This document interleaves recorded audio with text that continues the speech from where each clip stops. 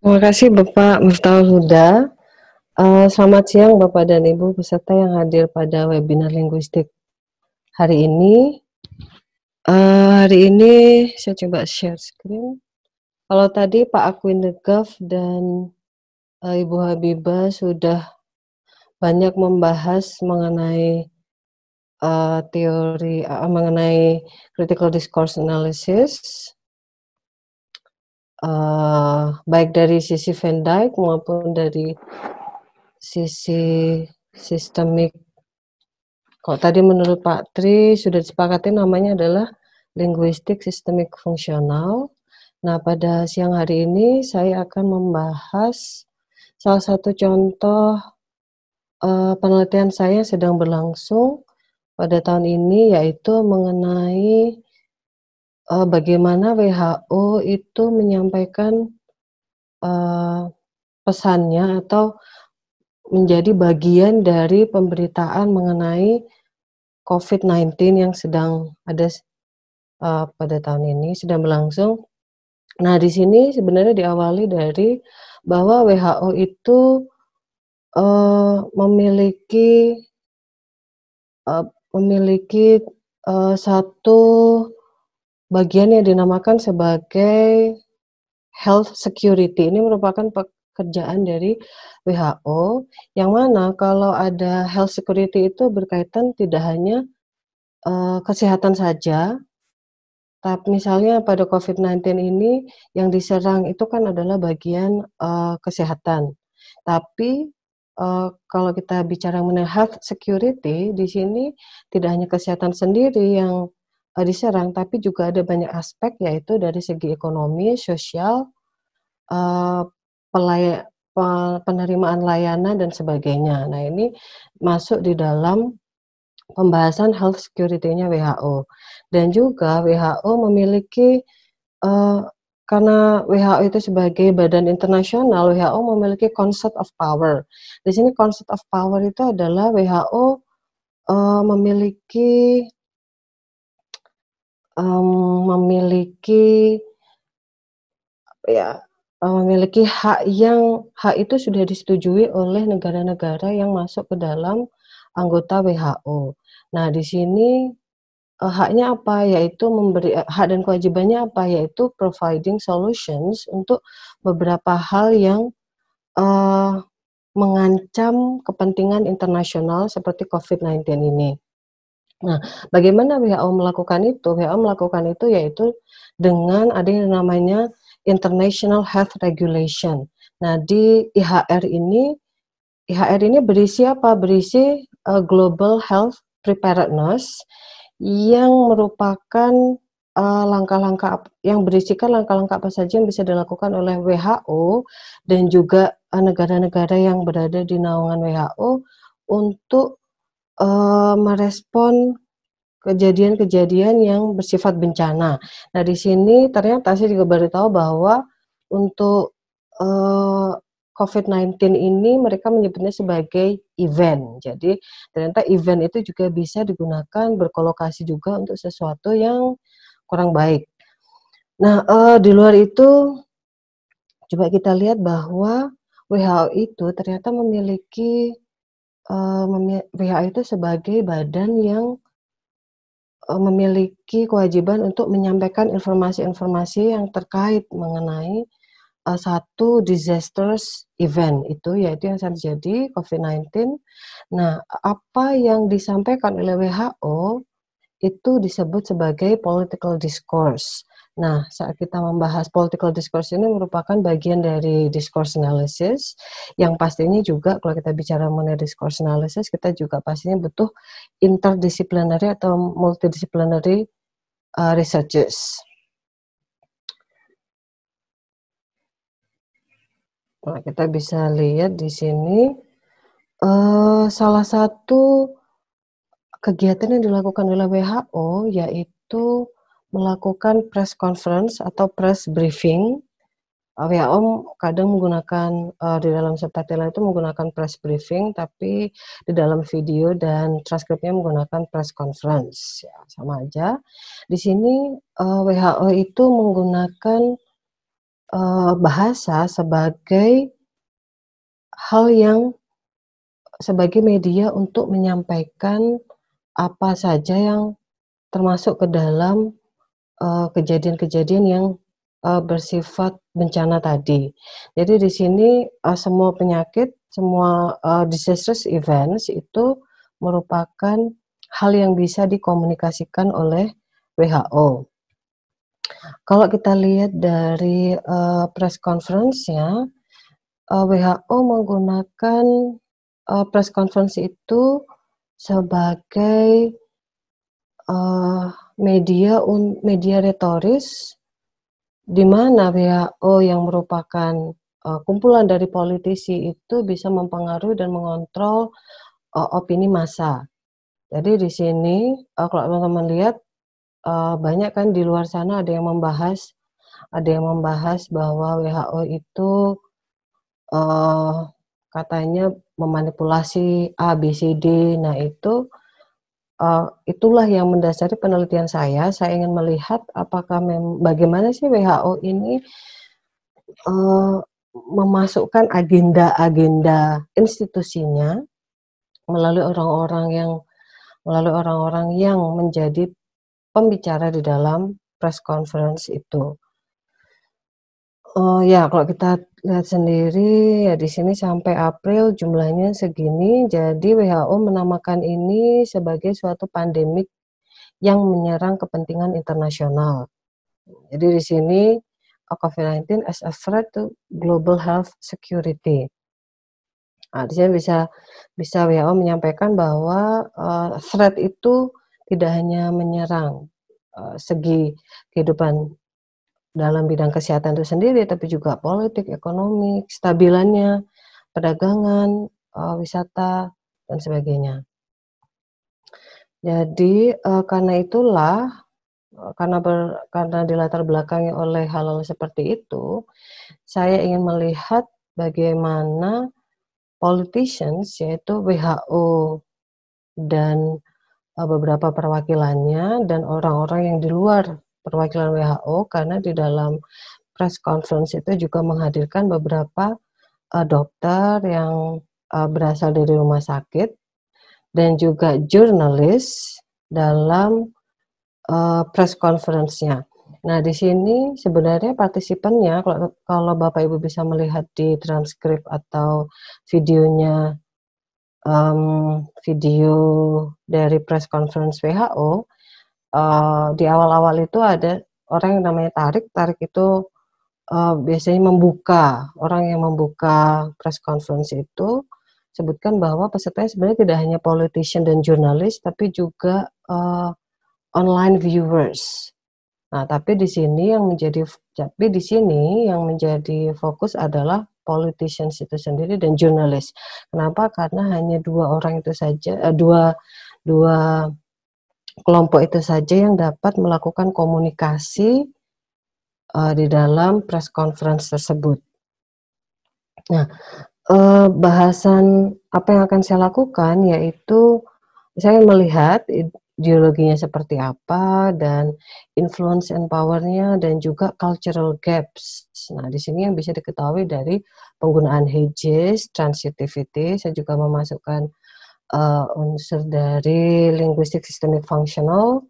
Nah, dan juga presupposition and cultural lacune. Nah, di sini sebenarnya ada 2 hal yang belum selesai saya lakukan, yaitu presupposition and cultural lacune, seperti yang tadi disampaikan oleh Ibu Habibah bahwa, eee, saat kita menamakan penelitian kita itu critical discourse analysis, kita tidak hanya sampai atau berhenti pada, sistem tata bahasanya saja, tapi kita juga perlu tahu why, mengapa mengapa sistem bahasa itu digunakan oleh kelompok, yang berkepentingan tersebut.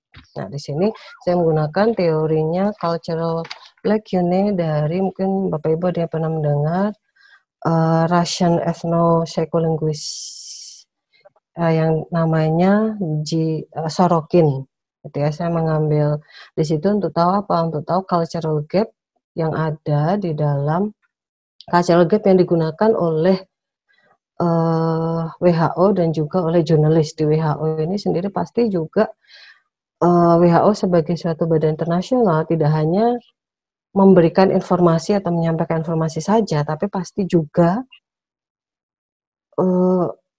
memasukkan beberapa agenda-agenda di dalam penggunaan satuan bahasa. Nah, di sini karena itu berkaitan dengan permasalahan tersebut, ada beberapa hal yang saya cari jawabannya, yaitu bagaimana hedges dan sensitivity itu tadi dapat mengetahui hubungan yang bagaimana hubungan antara WHO ini sebagai orang yang pastinya sangat berpengaruh di dalam interaksi press conference tersebut.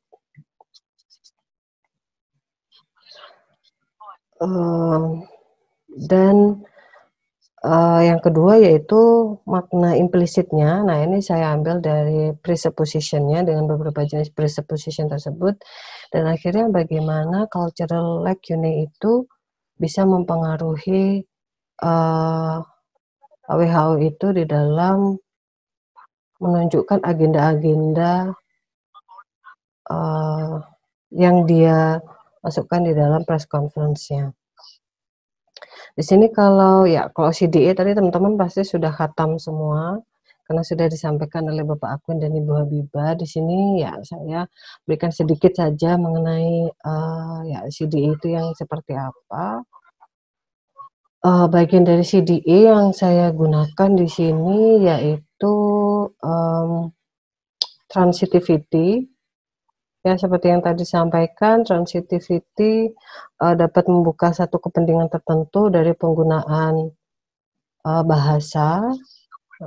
Tadi kita akan berkaitan tentang realitas fisik yang digunakan oleh baik WHO maupun jurnalis. Ada beberapa bagian tersebut, dan juga saya menggunakan hedges. Kenapa hedges? Karena kita lihat bahwa seseorang yang termasuk di dalam bagian satu press conference itu pasti punya kemampuan pragmatik yang seharusnya bagus, karena dia harus karena seseorang tersebut harus bisa menyampaikan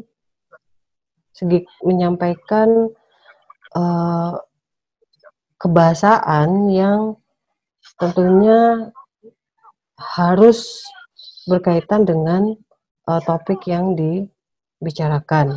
Nah, di sini salah satunya partisipan di dalam press conference itu haruslah memiliki kemampuan untuk menggunakan vague language. Nah, di sini saya menggunakan hedges. Hedges itu kan seperti Bapak Ibu tahu bisa kita gunakan untuk menunjukkan ketidakpastian oleh si penutur dan sebagainya. Nah, di sini saya masukkan beberapa penelitian terdahulu yang akhirnya melatar belakangi saya untuk menganalisis press conference itu dari sisi linguistik, systemic functional, dan juga dari sisi pragmatik, dan juga dari sisi cultural lacune. Nah, di sini ya kalau kita lihat dari beberapa, Bhatia ini dari keempat previous studies itu yang paling terkenal, karena Bhatia yang pertama kali mengupas political press conference itu secara menyeluruh. Nah, di sini Bhatia kita tahu bahwa CDE kan sebagai approach, karena itu masih butuh butuh pisau bedah lagi untuk melihat teks tersebut. Nah, di sini Bhatia menggunakan turn taking. Jadi bagaimana dua presiden yang sempat bersinggungan itu melakukan press conference, dilihat dari turn taking-nya. Nah, dari keempat ini, penelitian press conference, political press conference itu agak sedikit saya bisa menemukan sedikit sekali penelitian mengenai press conference. Karena ya karena kalau kita memasukkan turn taking saja kan pasti tidak cukup kalau kita ingin melihat sebenarnya ada apa sih di dalam teks yang digunakan di dalam press conference. Karena biasanya press conference itu spontaneous dan tidak spontaneous. Jadi ya seperti itu. Nah, karena ada beberapa gap yang perlu diisi, karena itu saya menggunakan linguistik sistemik fungsional dan juga pragmatik. Untuk metodenya saya menggunakan corpus existing discourse studies, karena saya menggunakan apa yang discourse linguis gunakan, seperti misalnya data yang karena bagi saya akan kesulitan untuk menganalisis data itu secara manual satu persatu, karena itu saya menggunakan corpus software. Nah, press conference ya WHO ini dimulai dari 22 Januari sampai yang terakhir itu saya lihat tadi malam itu sampai yang terakhir itu tanggal 26. Di situ ada 74 video dan transkrip, alamatnya di bawah ini. Bisa Bapak Ibu cek. Nah, datanya ya pasti politician speech, journalist questions and comments, dan juga komunikasi oleh dua kelompok tersebut. Nah, di sini saya menggunakan softwarenya atau concordancernya adalah Encong, karena data saya tidak terlalu banyak.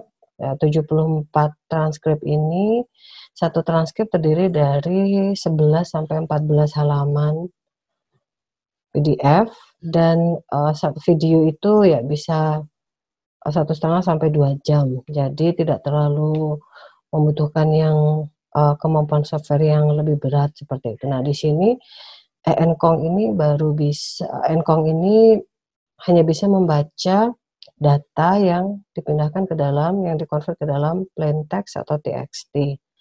Jadi dari PDF itu dikonvertlah ke TXT. Nah, ini adalah contoh dari temuan saya dari penggunaan Hedges.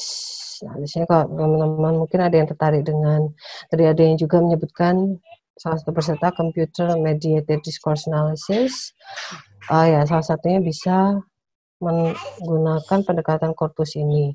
Jadi kalau teman-teman Bapak Ibu itu punya data yang tidak terlalu besar, maksudnya besar itu tidak sampai berapa juta kata seperti itu. Nah, jadi bisa menggunakan Encong. Nanti di sini file, terus nanti ada open file, dimasukkan udah file yang dikonvert menjadi TXT tadi, dimasukkan semua di sini, Ctrl A, udah masuk sini semua. Lalu nanti kita mau cari kata kuncinya apa. Nah, di sini saya menggunakan kata kunci yang pertama, yaitu untuk pencariannya, yaitu adalah May, karena saya juga membahas mengenai Hedges.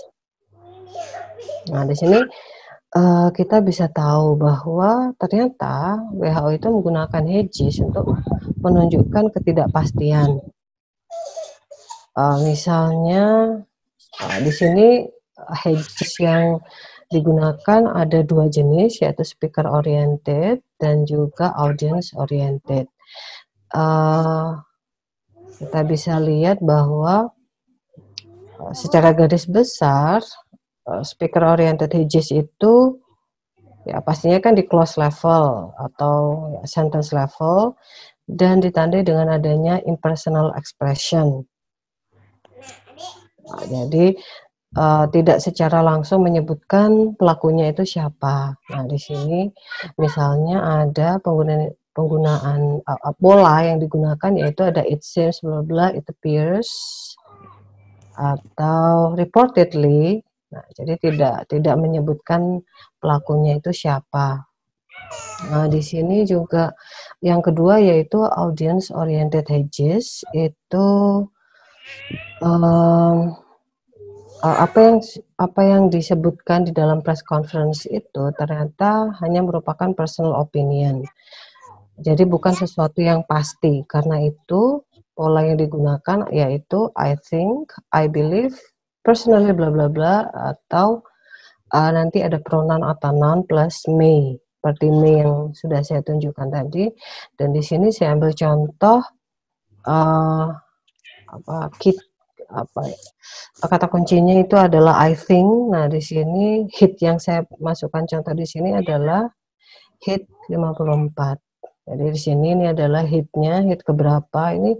Karena itu menurut saya penting juga kita tahu, kita menggunakan pendekatan korpus ini karena pembaca itu bisa langsung ngecek ini apakah penelitinya bohong atau tidak. Nah, sebenarnya bisa dicek sendiri seperti ini. Gitu. Yang kedua yaitu setelah tahu hedges-nya apa saja dari realitas simbolnya itu apa saja yang digunakan, ya di sini yang kedua yaitu kita coba melihat realitas fisik yang digunakan di dalam press conference tersebut. Transitivity yang digunakan oleh WHO dalam press conference itu ternyata menunjukkan positivity, influence, dan evasion. Evasion itu ya, kalau positivity kita lihat bahwa ternyata kedua kelompok tersebut, WHO dan jurnalis itu memiliki hubungan yang baik. Karena ditunjukkan oleh, saya berikan contohnya di bawah ini. Kalimat-kalimat yang dikeluarkan oleh kedua pihak tersebut juga menunjukkan adanya minimal differences. Jadi seolah-olah posisinya itu sama, ya. Dan ada juga penggunaan deictic we yang menunjukkan bahwa memang ada antara kedua kelompok tersebut itu jaraknya sangat dekat sekali, jadi tidak, bahkan kelihatan tidak berjarak. Coba kita lihat di sini, we itu digunakan secara inklusif dan secara eksklusif juga, tapi tetap menunjukkan bahwa antara jurnalis dan WHO itu tidak terlalu jauh jaraknya.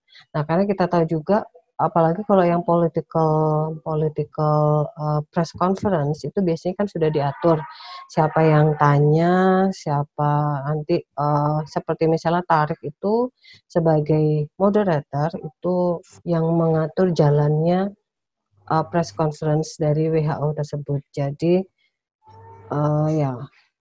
Di sini penggunaan inklusif dan eksklusif ditunjukkan. Misalnya penggunaan yang inklusif itu we have learned.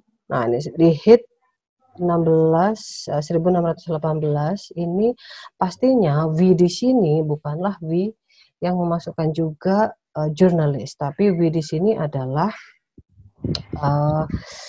WHO representatif. Jadi saat satu press conference itu ada pastinya ada director dari WHO-nya itu, dan ada bagian-bagian dari WHO, dan juga ada juga yang tidak terlalu bukan bagian dari kantor pusat WHO tapi diundang, misalnya dari perwakilan di satu rumah sakit tertentu. Nah, jadi pasti orang-orang tersebut, makanya itu ada penggunaan inklusif. Dan juga ada penggunaan eksklusif, itu yang tidak lagi berkaitan dengan WHO representatif, tapi juga jurnalis, lalu online viewers. Nah, di sini kita bisa lihat contohnya dari hit 1448, WC transmission. Nah, kalau di sini WC ini pasti tidak hanya WHO saja, tapi juga siapa online viewers, semua orang di dunia, ya mungkin hampir semua orang di dunia itu tahu bahwa ya, WHO ini sedang gencar-gencarnya beraksi gitu ya misalnya. Nah, untuk analisis proses yang ya ini. Jadi di sini seperti yang tadi sudah ditunjukkan oleh Bu Habibah, kita bisa melihat beberapa proses yang digunakan, dalam press conference tersebut. Misalnya ada verbal, mental, relational, behavioral. Nah, oh ya, setelah mengetahui semua itu, sebenarnya penelitian saya ini belum sampai ke sampai selesai gitu. Ini masih di tahap yang fisik, yaitu separuh dari bagian transitivity, proses itu yang masih saya kerjakan. Demikian dari saya, mungkin ada pertanyaan, mohon maaf kalau ada salah-salah.